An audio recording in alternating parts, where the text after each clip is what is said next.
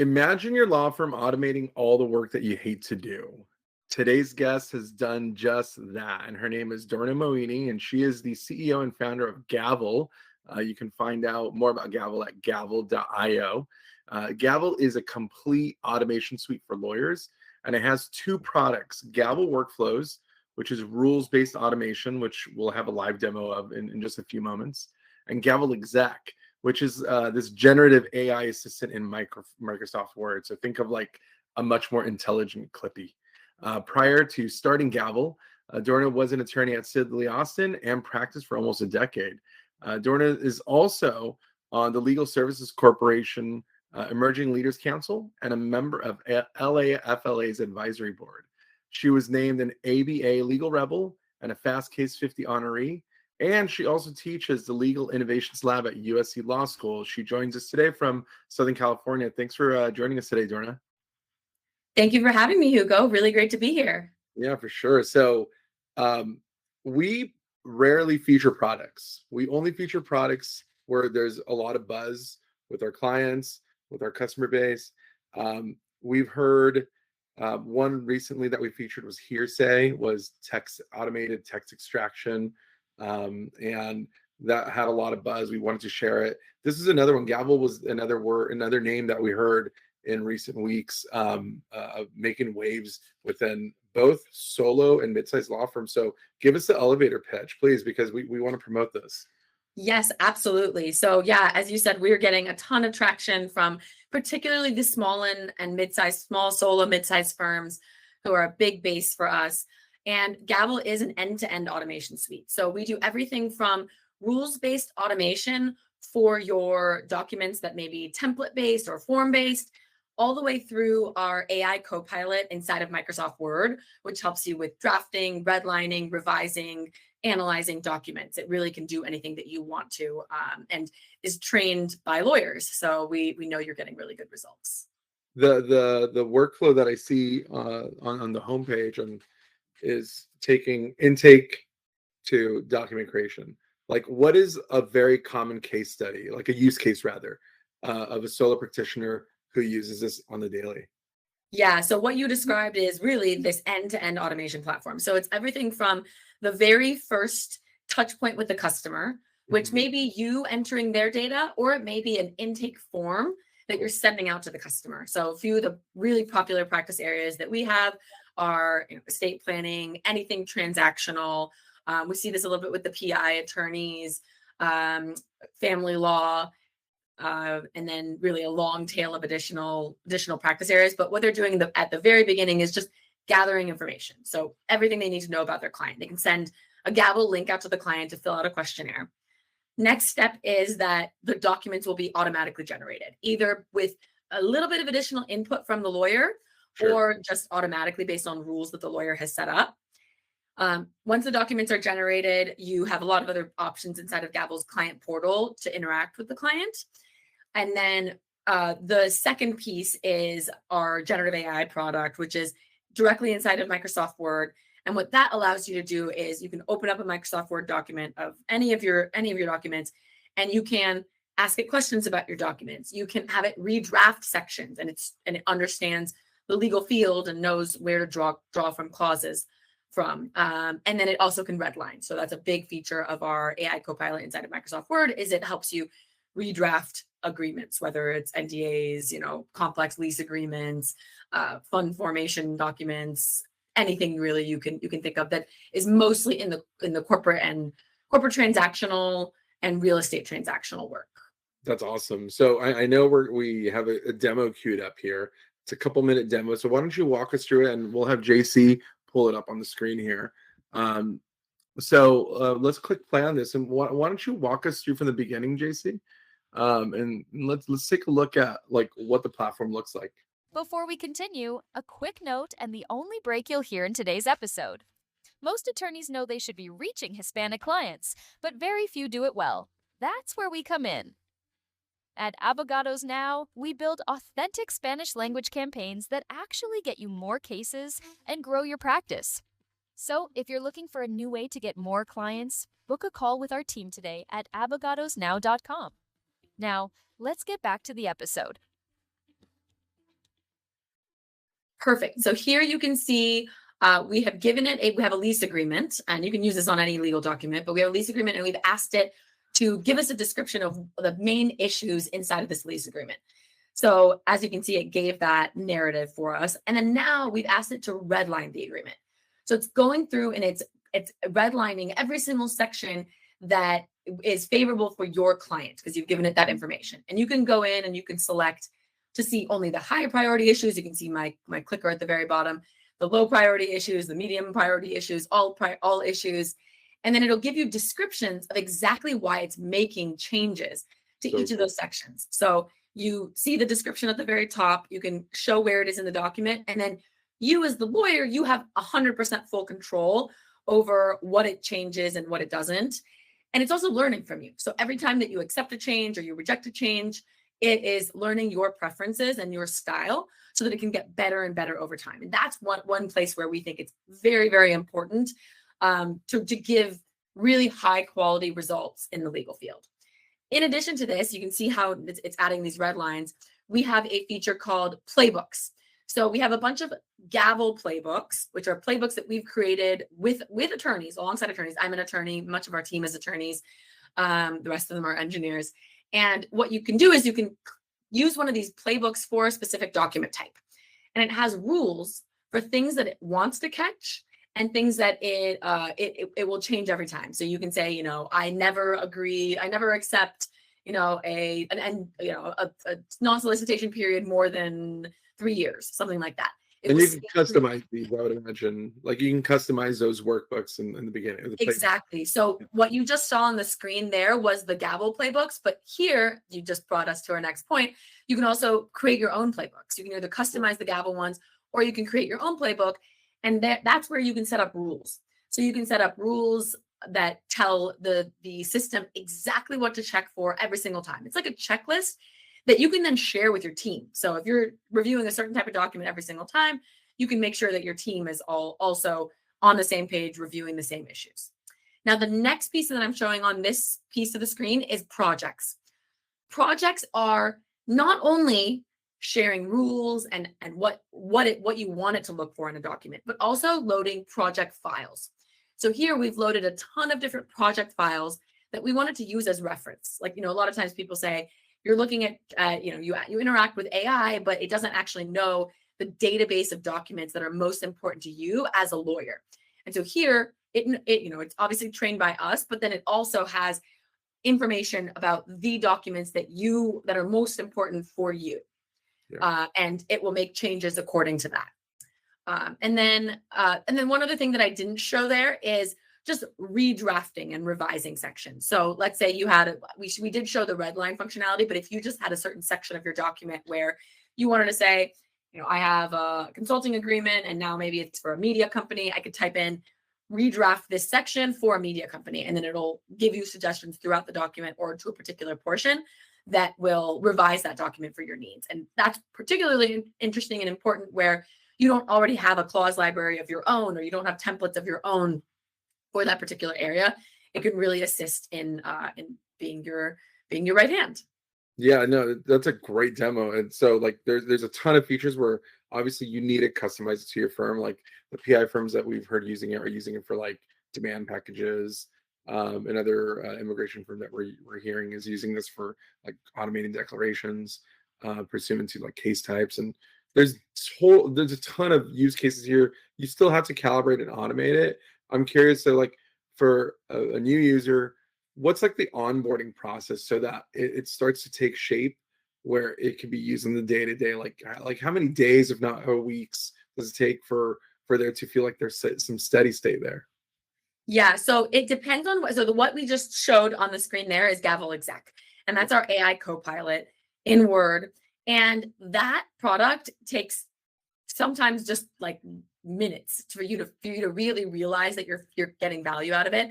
Obviously, it's getting better over time and understanding your preferences over time, but it's the type of product where you come on, you have a document that you're trying to negotiate or review, you give it information on exactly what you want to review, and it can give you really powerful quality suggestions from what we hear from our customers all the time, really quality suggestions that you want to accept.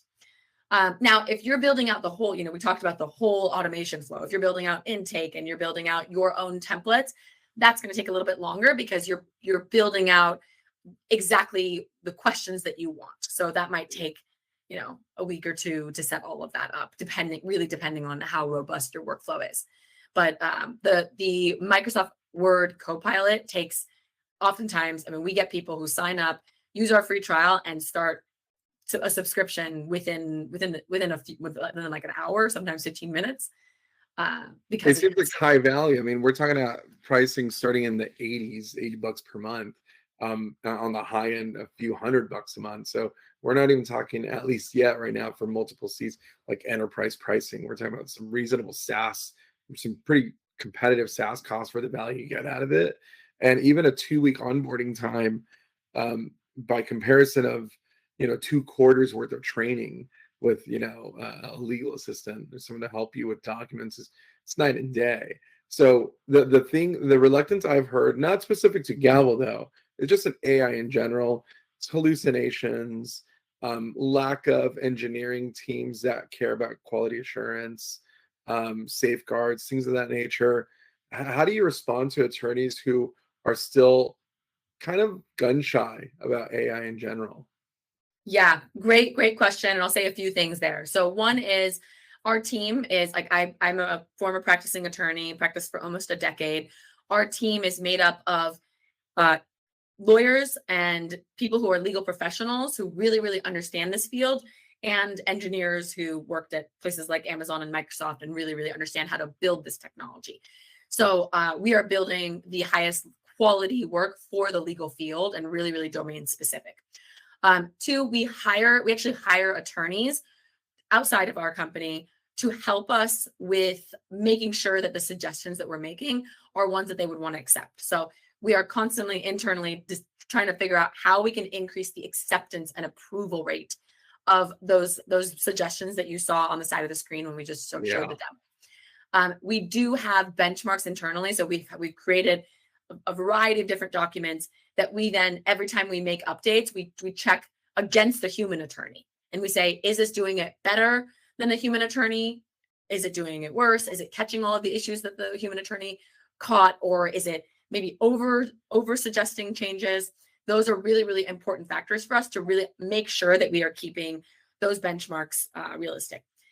The other thing I'll say is that our platform really does put the AI in the hands of the attorney. We're not just going in and making changes to your document. We're giving you suggestions that you can then review, accept, reject, and then move forward. So the more that you use it, the better it's going to know what your preferences are. Yeah, no, I love the fact that you have kind of like the Venn diagram of engineering and legal experience there. We often see a lot of heaviness, a lot of recruiting on the engineering side, not so much on the legal experience side when it comes to legal SaaS. So what's the origin story? Like, what was the problem you were originally trying to solve? Yeah, so interesting. So I worked at a big firm for many years, and it actually didn't come from my main practice. So I was a litigator, did a lot of trial work, but I was also doing pro bono work with domestic violence survivors specifically. And I felt like there were so many areas of that law that I could automate. They were complex, they were complicated. There was a lot of thought involved, but at the end of the day, there were lots of rules that I felt we could apply to expedite my work. So at the very beginning, what I actually wanted to do was build just a tool for domestic violence survivors. And we did that. We launched it. And then we started hearing from all of these other attorneys that they wanted to build similar automation, but for their own practices, for not domestic violence, but for their own areas of law. And so that's what led us into this world.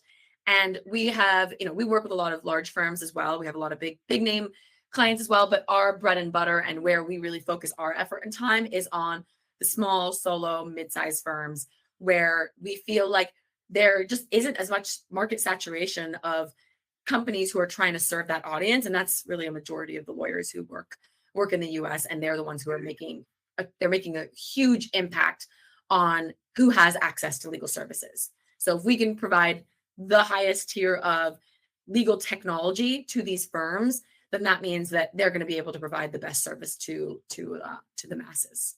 Got it. So where do you see Gavel in like the suite of AI tools that attorneys will be using in the next like 5-10 years? Yeah, I mean, we are developing every single day. So right now we are, for particularly those practice areas I mentioned, we are the automation suite, everything from data entry to, we even have some billing features, but data entry to, and the billing features are actually specific for, specific to flat fees, but everything from data entry to document automation to AI drafting and contract review. But so that's where we stand now. And it's a pretty big part of a lot of our lawyers' workflows. But we are moving incredibly fast. It's a fast moving area. We have an amazing team. We're growing really fast. And so we're able to add features really on sometimes a daily basis, definitely on a weekly basis. We're pushing new features and new updates to make it better. So we really want lawyers to be living inside of Gavel because it helps them do anything that they need to do within their legal practice, particularly within those areas of law and the firm sizes that we're targeting. So are we looking at like replacing Calendly and Stripe and things of that nature all in one? That's a good question. So there are certain things that I think it's best for us to route to for the best use case. Like we actually integrate well with Calendly. You can embed those into your intake forms. We integrate with Stripe. You can use that for your billing model and your payment collection. So where another company does that really well, we integrate with them. But where we think there's value that isn't being met already in the world, that's where we build around and That's build. amazing. And we have a very close touch with our customers. So I am talking to customers on a very regular basis. Our team is talking to our customers. We're all lawyers on a regular basis. So we really understand what are their problems, what do they want to solve next, what are they not seeing, and how can we really bolster them to be more profitable firms? Because that's one of the biggest.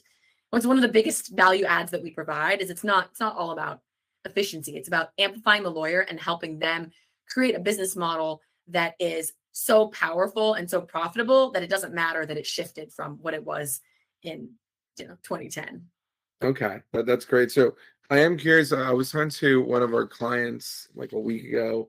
They just onboarded into a pretty well-known CRM, legal CRM, case management software, and their concern, and it's a valid concern because I've seen this happen so many times, is if they got onboarded, they get forgotten, and they're on their own island to figure out the customizations, to figure out the support, to read through the FAQs on their own, help documentation.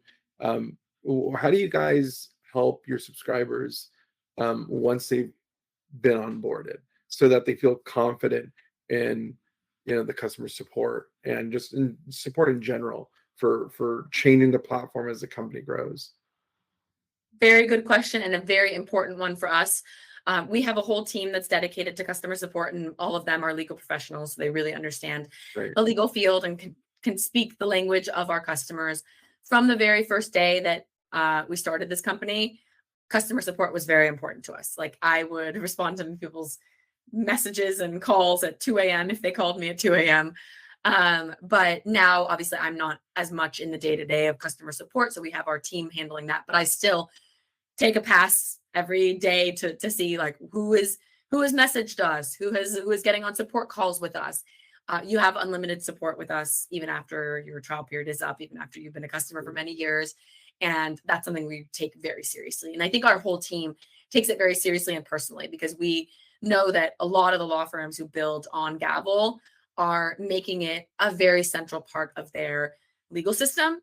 And we take a huge responsibility in that. And we feel like we have a big duty to our customers. So very important to us. And we have tons of goals on like exactly how long we want to make sure we respond to clients if they're sending us emails, at least a certain number of spots on the calendar every day for calls for customers who need live support as well.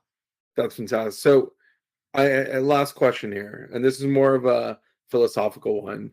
Like, how do you see the work that you're doing and just automation in general, whether it's SaaS or super local development, right, on premise, changing the role of an attorney in long term. Yeah, definitely.